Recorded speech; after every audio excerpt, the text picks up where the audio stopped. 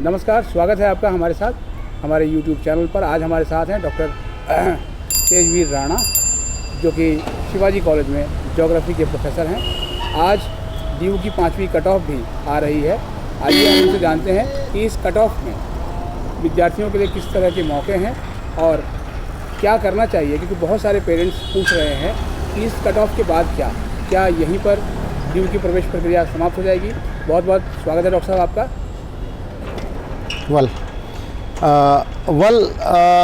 Delhi university में जैसा आपने बताया 5th कट ऑफ आई है और इस कट ऑफ में कुछ मामूली गिरावट भी हुई है, लेकिन सच्चाई ये है कि जितने एडमिशन होने चाहिए थे उसके लगभग सीटें भर चुकी हैं।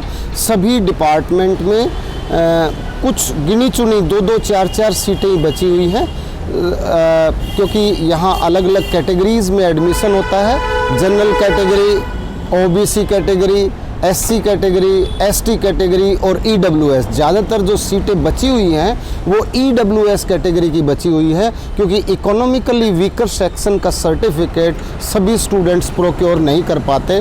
और कुछ स्टूडेंट्स ने जिन्होंने जनरल कैटेगरी अप्लाई किया था, अगर वो अब EWS सर्टिफिकेट लेके आते हैं तो उसको अभी यूनिवर्सिटी ने अपडेट नहीं किया है, उसको वो मान्य नहीं होती, क्योंकि जो अप्लाई करते वक्त जो कैटेगरी होती है उसको बाद में कैटेगरी को चेंज नहीं कर पाते। इसलिए EWS की कुछ सीटें बची हुई हैं, ज़्यादातर सीटें भर चुकी हैं। लगभग 5% के करीब सीटें लगभग बची हुई है सभी डिपार्टमेंट में। सर, कुछ पॉपुलर कोर्सेज में भी सीटें खाली हैं और पेरेंट्स इस दुविधा में हैं कि कॉलेज बहुत दूर है, तो क्या उनको एडमिशन ले लेना चाहिए उनके वार्ड्स को?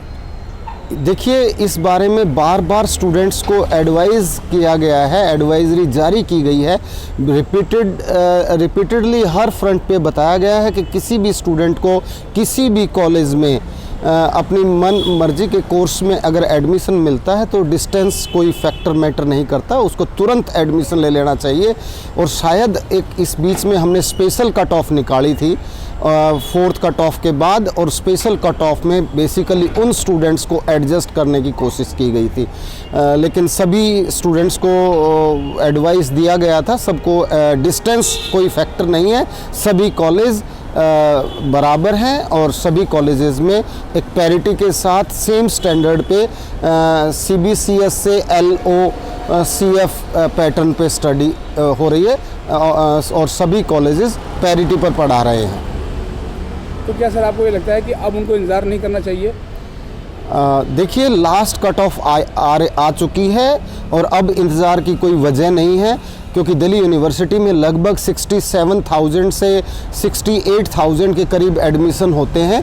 लगभग सीटें भर चुकी हैं और इसके बाद अपॉर्चुनिटी की संभावना बहुत कम है।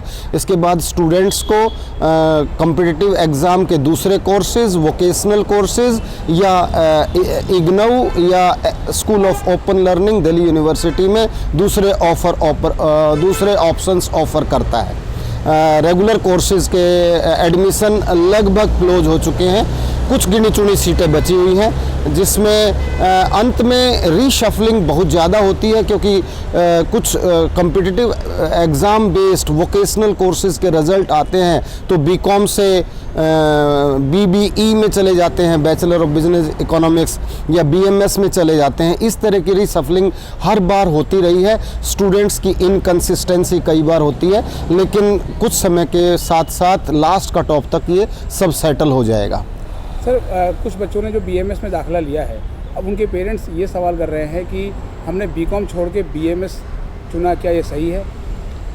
देखिए, BMS, BBE ये दोनों कोर्सेज़ एक इस तरीके से डिज़ाइन किए गए थे कि ये वक्त के हिसाब से बदलती हुई टेक्नोलॉजी और परिस्थितियों के हिसाब से मार्केट में अपने आप को प्रूव कर पाएँ, और ये सच भी है। लेकिन ऐसा नहीं है, उसके साथ साथ BCom ऑनर्स और BCom प्रोग्राम का सिलेबस भी इतने आर्टिकुलेटेड, इतने अच्छे तरीके से डिज़ाइन किया गया था, उसकी महत्ता कभी भी कम नहीं हुई है। और इसलिए अगर कोई BCom में आता है तो बीएमएस छोड़ने की कोई बहुत बड़ा बीकॉम लेना ही बहुत बड़ी एडवांटेज होगी। बीकॉम में आना कोई ऐसा फैसला नहीं है कि बीएमएस छोड़ने से बीकॉम में आने से कुछ नुकसान होगा। बीकॉम बराबर की लाभकारी सब्जेक्ट है स्टूडेंट्स के लिए, एक वोकेशनल सब्जेक्ट है, क्योंकि इसका जो नया सिलेबस डिज़ाइन किया गया है उसमें सारे नए पैटर्न मार्केट रिक्वायरमेंट को इनकॉर्पोरेट किया गया है। Sir, non collegiate women's education board के भी कट ऑफ आई है, लेकिन वहाँ भी जो गर्ल्स के पेरेंट्स पूछ रहे हैं कि क्या ये एट पार है रेगुलर कोर्सेज़ के बराबर? यस, देखिए दिल्ली यूनिवर्सिटी में लगभग 62 कॉलेजेस हैं, जिसमें 19 कॉलेजेस एक्सक्लूसिवली वीमेन कॉलेज हैं, गर्ल्स कॉलेजेस हैं। उसके बावजूद भी non collegiate women education board Delhi university ने बनाया हुआ है और ये इसका सिलेबस भी दिल्ली यूनिवर्सिटी बनाती है। सेम पैटर्न पे पढ़ाई होती है, सेम सिलेबस है और बिल्कुल पैरिटी के साथ सिलेबस है, इसमें कोई अंतर नहीं है। बस इसमें वीकेंड पे क्लासेस होती हैं। इसका सिलेबस और कोर्स करिकुलम सब बराबर है दिल्ली यूनिवर्सिटी के। क्या सर एनसीपीएफ में एडमिशन लेने के बाद सेकेंड ईयर में रेगुलर में माइग्रेशन हो सकता है? नहीं, ऐसा कोई प्रोविज़न नहीं है। NCEB से इनका एक अलग पैटर्न होता है, अलग जेनेरिक डिसिप्लिन होते हैं। उस पोजीशन में अभी नए सिलेबस के, क्योंकि पिछले 4-5 सालों से सिलेबस में बहुत परिवर्तन हुआ है, सिलेबस अलग अलग कोर्सेज में, और सब जगह पैरिटी नहीं आई है और इस पोजीशन में आज के दिन non collegiate women education board से माइग्रेशन संभव नहीं है। बहुत बहुत धन्यवाद सर। Thank you.